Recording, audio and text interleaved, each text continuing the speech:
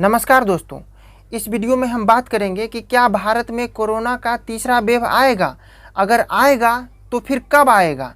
क्या भारत कोरोना के तीसरा वेव के लिए तैयार है, अगर है तो कितना है। और सबसे इम्पोर्टेंट, जब कोरोना का तीसरा वेव आएगा तो सबसे ज़्यादा इन्फेक्शन का खतरा किन लोगों को होगा। नमस्कार दोस्तों, मैं हूं रजनीश। और इससे पहले कि हम इन सारे सवालों का जवाब जानें, अगर आपने अभी तक हमारे चैनल को सब्सक्राइब नहीं किया है, then why are you waiting for, please go and hit the subscribe button right now. सवाल नंबर 1, क्या भारत में कोरोना का तीसरा वेव आएगा। तो इस सवाल का जवाब जानने से पहले हम इस सवाल का जवाब खोजते हैं कि ऐसा क्या करे भारत सरकार कि भारत में कोरोना का तीसरा वेव नहीं आएगा। तो इसका एक ही जवाब है, वैक्सीनेशन, वैक्सीनेशन और वैक्सीनेशन।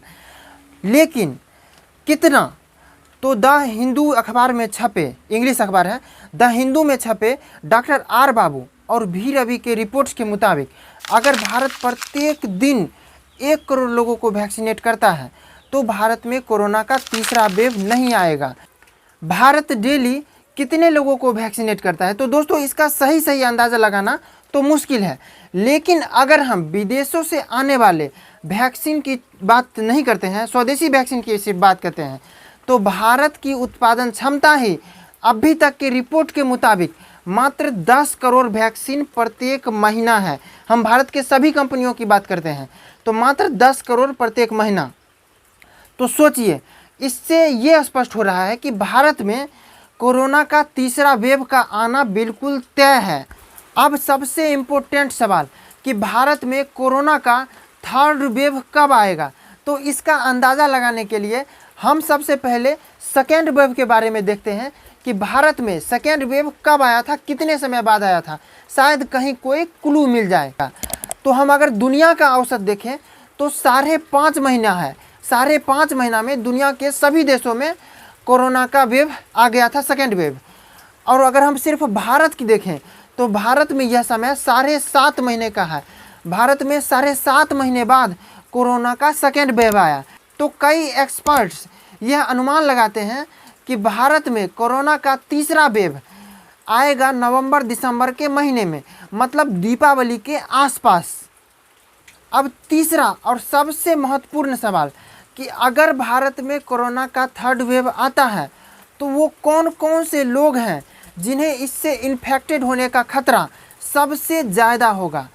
तो कोरोना वायरस के थर्ड वेव से इन्फेक्टेड होने का खतरा सबसे ज़्यादा उन लोगों को होगा जिन्हें अभी तक कोरोना वायरस नहीं हुआ है।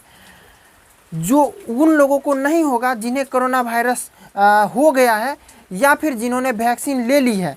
लेकिन WHO के रिपोर्ट्स के मुताबिक वैक्सीन काम करता है या नहीं करता है, ये अभी तक प्रमाणित नहीं हो पाया है, क्योंकि वैक्सीन कोरोना वायरस के सेकेंड वेव के बाद से ही उतना ज़्यादा महत्व वैक्सीन पर दिया जाने लगा है। अभी भी वैक्सीन पर रिसर्च चल ही रहा है। तो जब कोरोना वायरस का थर्ड वेव आएगा तो टेस्ट हो जाएगा कि क्या यह वैक्सीन सचमुच असर करता है या नहीं। कोरोना का थर्ड वेव कितना ज़्यादा खतरनाक होगा, हम इस पर चर्चा करें इससे पहले आपके लिए इन्फॉर्मेशन है दोस्तों। हमने कोरोना वायरस से रिलेटेड एक वेबसाइट बनाया है जिसका लिंक नीचे डिस्क्रिप्शन में है, तो आप वहां जाकर ज़रूर देखें। दोस्तों, कोरोना वायरस ने भारत में कितना ज़्यादा तबाही मचाई ये तो आप लोग जानते ही हैं। जगह जगह से सोशल मीडिया पर बहुत सारे हार्ट ब्रेकिंग फ़ोटोज़ और वीडियोज़ वायरल होने लगी। कहीं आप लोग वो भूल न जाए, इसके लिए हमने उन सारे फ़ोटोज़ और वीडियोज़ को कलेक्ट किया जो मुझ तक पहुंच पाया या फिर मैं जिस तक पहुंच पाया, और एक वेबसाइट बनाया और उस वेबसाइट पर डाल दिया है। उस वेबसाइट का लिंक नीचे डिस्क्रिप्शन में है।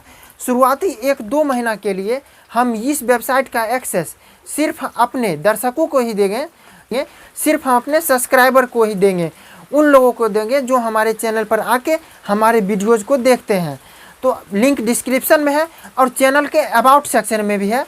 आप वहां से जाकर उस वेबसाइट पर जाके चेक कर सकते हैं और देख सकते हैं, फिर से अपने याददाश्त को ताज़ा कर सकते हैं कि भारत ने किस प्रकार से तबाही मचाई थी, किस प्रकार से लोगों को कितनी ज़्यादा मुश्किलों से, समस्याओं से जूझना पड़ा था। अगर आपने अभी तक हमारे चैनल को सब्सक्राइब नहीं किया है, then why are you waiting for? Please go and hit the subscribe button right now.